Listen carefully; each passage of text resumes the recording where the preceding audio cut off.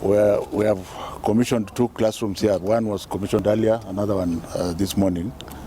The good news we have is that this sub-county is now at 100%, and Kiambu as a county is at about 94%. I'm being assured that before the end of next week, Kiambu will hit 100%. There are many other counties like Marsabit and Mandera, which have already hit 100%, including Nyeri. So we are well on course to completing what we are doing, and we are extremely hopeful that by the end of next week, or latest the other Monday, we shall have delivered the 3,500 classrooms. Globally, we are at about, we are approaching 80%. I want to thank our parents for allowing the children to get back to school. I'm in school here. You can't see children loitering about. They are back, and we underestimate our children. Our children are extremely resilient. That is how they went through the COVID-19, did their exams, and passed. Let us not be praying for negative vibes on our children. They are back. Quite a number of them had even completed their syllabuses. They are in the revision mode. They have enough time to revise. And like we pronounced ourselves yesterday, their safety is of importance. We produce them, so the adults are not going to do anything stupid that will affect the children. God will not allow it. So because we are in a very difficult transition period, let us just hope that everything is going to go on well, and that there will be no other interference with the calendar for our children. Should there be need, there will be wide consultation. But from where I stand, I think we should be encouraging our children, not talking negatively about them. In terms of our preparedness for the things that are supposed to be coming, I think the portals are open.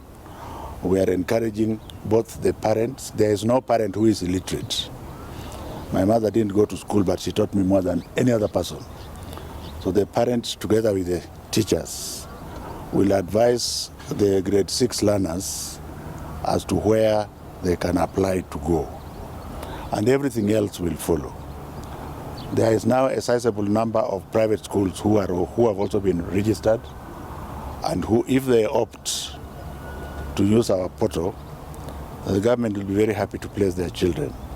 But of course, that does not stop the other parents who want to take their children directly to the private schools. As we are all aware, the big elephant in the room is the CBC transition. We shall be having 2 intakes in January, and whereas the older intake is a fait accompli because we know what to do, this new one requires a lot of focus, and hence I want to thank the private schools who up to this point I think have produced about 5,000 classrooms, which are also available for the junior secondary school. Everything else being constant, I am assuming that the incoming administration will also embark on further additional 10,000 classrooms that may be required as we move forward. In terms of the using of our primary school resources, we have already identified 2,300 classrooms, schools which are within the same precinct as high schools. And because time is of essence, we shall also use those classrooms. There will be about between 3,000 to 5,000 classrooms available in those schools, which means we don't have to worry about teachers because they are in the same compound. I don't want to think for the incoming government, but we have left for them an avenue of low-lying fruits. For example, we have not taken schools which have the same fence with the primary schools. That is an area which they may decide to move into should there be need for extra space. So I think this is something that is deliverable, and I want to thank everybody who has contributed more specifically the Ministry of Interior and coordination of national government with whose officers I've worked with at every stage. I want to thank the chiefs, the deputy county commissioners, the assistant county commissioners, and the county commissioners themselves, right up to the top, that we have worked together. Our target, and that's why I'm out here, because we are supposed to be doing less kidogo kidogo, but we have a target to meet, and it shall be met. And that target is another 1,000 classrooms or so scattered across the country. Like I've said, the Nyanza region, the northeastern region, the central region are doing extremely well. We have issues with Western and Nairobi